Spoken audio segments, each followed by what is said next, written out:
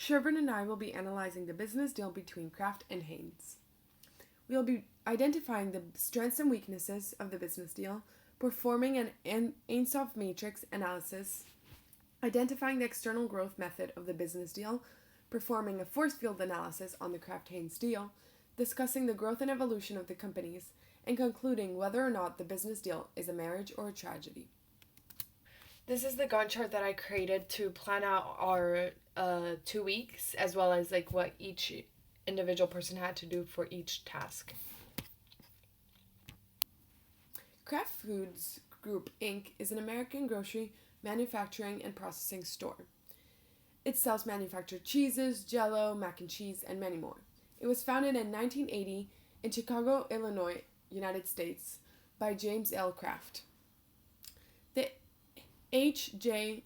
Heinz Company, is known as Heinz, is an American food company that sells soups, pasta, sauces such as mayonnaise, ketchup, and mustard, dressings, and many more. It was founded in January 1869, Sharpsburg, Pennsylvania, United States, by Henry J. Heinz. There are numerous strengths and numerous weaknesses from this Kraft-Heinz business deal. Strength is that has a strong brand name. According to Hurdles and Kraft-Heinz's growth, Kraft-Heinz has a strong brand name with leading products that it manufactures under the brand names of Kraft, Heinz, Lunchables, Jell-O, Capri Sun, Philadelphia, and many more. It is the 5th largest in the world and 3rd in the U.S. food and drink company. It has allowed for an increase in its sale throughout more countries, as each company was known in different countries. The companies had a goal of $1.5 billion in 2017. The company's margins were higher due to the strong brand name. This permitted large growth with less capital. Second strength is strong financials. The merge had strong financials as the net scale in January of 2016 was $18,300 million, yet there was an increase of 67.9% to $18.3 billion by the end of 2016. Thirdly, it has strong distribution channels. Kraft-Heinz has a presence in more than 190 countries. As in the food and drink industry, the margins are low. Therefore it requires efficient distribution processes. The merger of the companies has helped bring the distribution together to get the best results possible. Kraft's products can lean on Heinz's large international growth.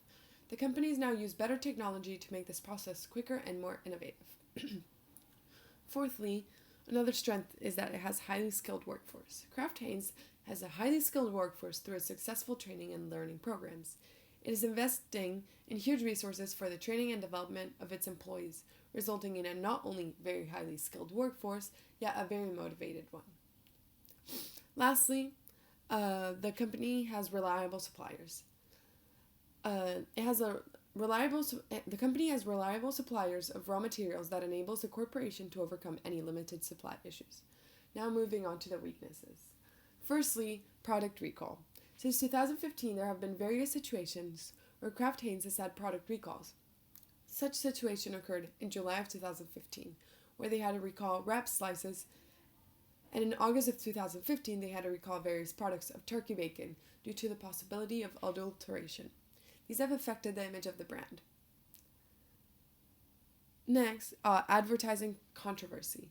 In November 2016, Kraft-Heinz released an advertisement that was banned that displayed an unsafe use of tin cans. Such occurrence affects the reputation of the company. Next is limited success outside core business. Even though Kraft-Heinz is one of the leading corporations in the food and drink industry, it's facing challenges when trying to expand to new product segments with its current culture.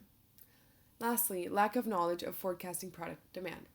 Kraft-Heinz lacks the knowledge on how to forecast the product demand of the customers, which leads to higher rates of products that then need to be discarded as the products don't have a long shelf life.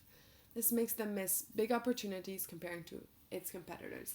These are some of the strengths and weaknesses which make up the Kraft-Heinz deal. We have used the Ainsworth matrix to analyze the merging between Kraft and Heinz, and we have decided that it is a market penetration strategy. It has utilized a market penetration strategy where the focus is on selling a greater quantity of existing products to an existing market. This strategy has clearly brought numerous advantages to the company. One of the clearest advantages of this strategy is a business extension. This refers to how both companies are enabled to extend and expand more globally to other geographical areas. Regarding the risks, there's a low chance of risks as both companies are in the existing market, food and drink market. Therefore, they know the competition and other competitors. This strategy also requires no investment in new market research, as they are already in the present market.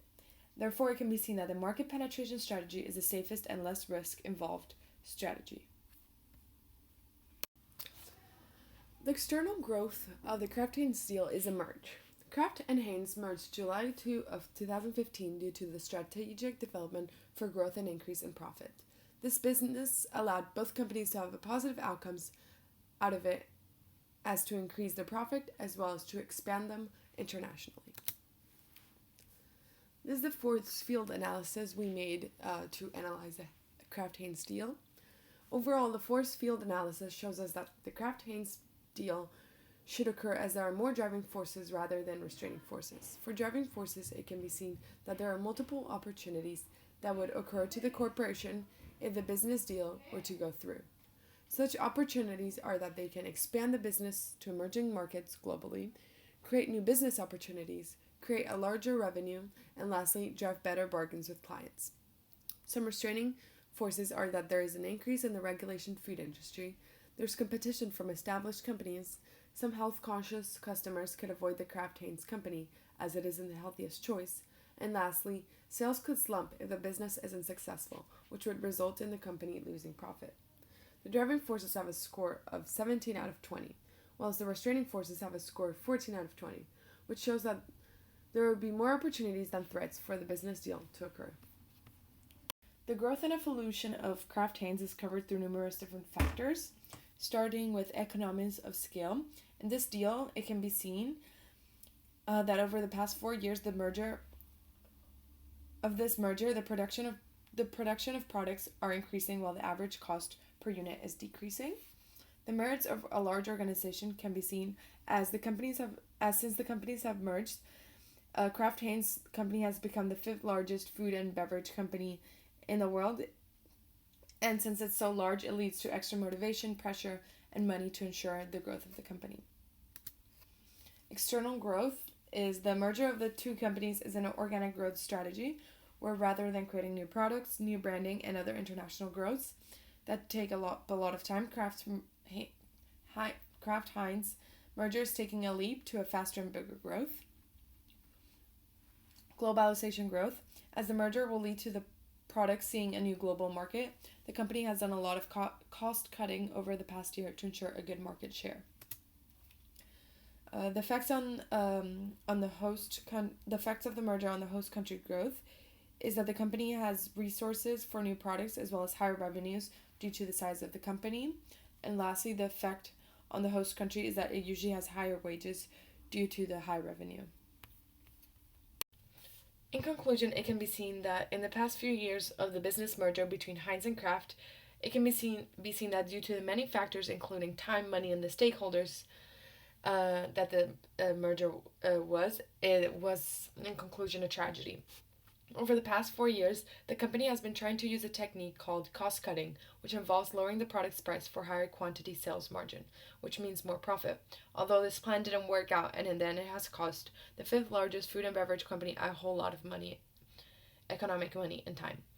The stakeholders, on top of everything, are not impressed by the company and are trying new CEOs and other strategies to get back the quality the brand had before, like when the companies weren't merged and were single.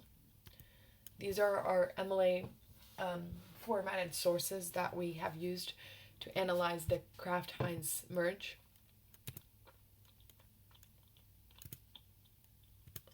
Thank you for listening.